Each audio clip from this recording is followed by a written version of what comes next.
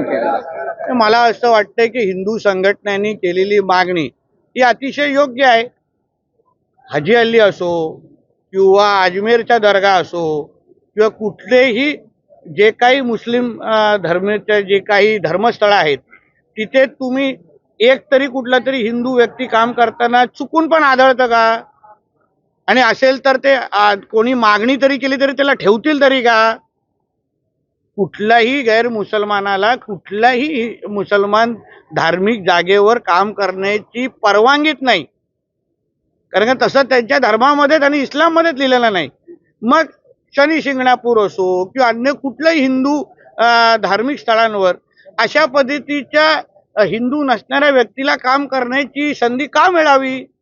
जे अन्य धर्माला अन्य धर्म जो नियम लावतो तोच हिंदू धर्माने अगर लावला असेल तर त्या गोष्टीला पाठिंबा दिला पाहिजे. आणि त्या जे कोण लोक आहेत 10 असतील 15 असतील किंवा 1 असेल लवकरात लवकर त्याला तिथून काढून टाकलं पाहिजे.